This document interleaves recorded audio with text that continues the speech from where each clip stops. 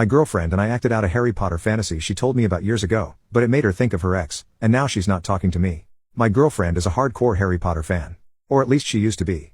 I remember during the honeymoon phase of our relationship, she mentioned one of her fantasies was a Harry Potter roleplay situation where she was a professor at Hogwarts that ends up being seduced by one of her students. I didn't know what to do with that information at the time, but I thought it was funny and I never forgot about it.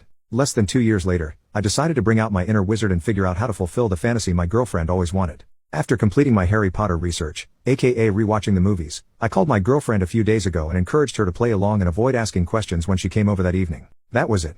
No spoilers. When my girlfriend showed up at my flat, I was standing in the lounge wearing a Harry Potter costume and pointing a wand at her. She laughed. I referred to my girlfriend as Professor and asked her if she remembered that spell she taught me during dark arts class that paralyzed people. My girlfriend was still laughing, but she eventually nodded in response to my question. I waved my wand and shouted Petrificus Totalis. My girlfriend struggled to stop laughing, but she managed to get into character and freeze instantly, as per my spell. I literally picked up my motionless girlfriend and put her down on the couch. I proceeded to undress my girlfriend while telling her how much I've always wanted to sleep with a mudblood and pump her full of pure blood seed. Not gonna lie, I cringed on the inside when I delivered that line because it sounded silly, but then again, I could tell my girlfriend was feeling it when I removed her underwear. It was working. When I was done going down on my girlfriend, I waved my wand between her legs and said unimpregnate. I made her aware that I was gonna penetrate her without protection and my made-up spell would prevent her from becoming a mudblood MILF. I did the deed with my girlfriend in my wizard uniform. She forgot she was under my paralysis spell and broke character a few times when she was vocal and moved her body, but at that point we were both past the point of controlling ourselves and just did whatever felt good. The two of us finished really hard. Based on the outcome, I knew my girlfriend enjoyed what I did. However, post-nut clarity left her with mixed feelings afterwards.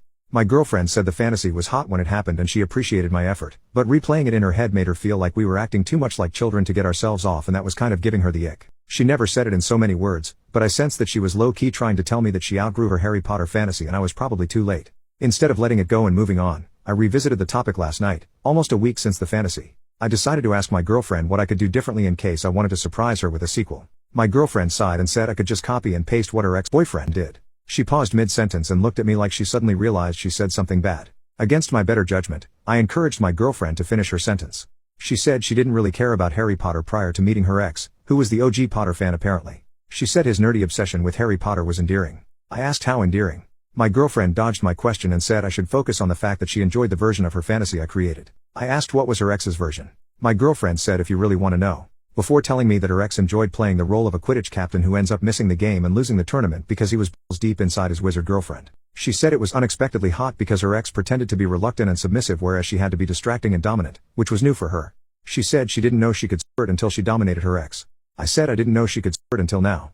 My girlfriend awkwardly laughed it off and said I should be grateful I've never made her squirt because she always hated the cleanup. I asked my girlfriend why she would plant the seed of a Harry Potter roleplay fantasy at the beginning of our relationship if her ex already did a better job.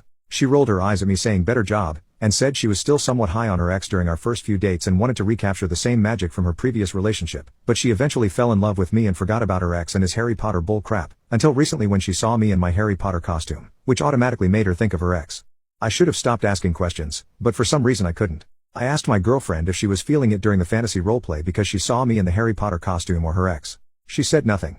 I asked if the ick she was feeling afterwards was not really the ick, but the guilt of knowing she was thinking of someone else fulfilling her fantasy instead of me. My girlfriend said she was gonna go and she did. I didn't stop her. Now she's not responding to my messages or my calls. Update 1 year later, my girlfriend and I were talking about weird intimate experiences the other night and I made the mistake of mentioning that not only did I literally dress up as Harry Potter before making love with my ex, but I also pretended to actually be Harry Potter during it.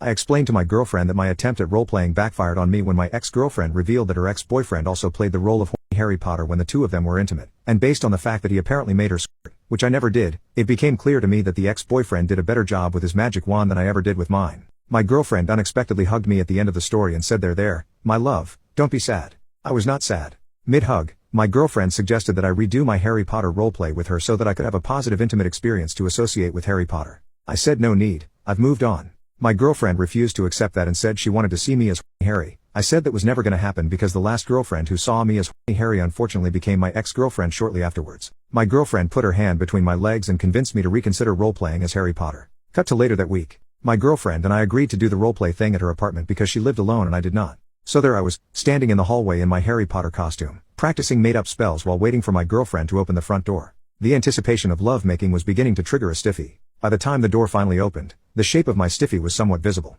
I didn't think that would be a problem until I locked eyes with the person who opened the door. It was not my girlfriend. It was her mother.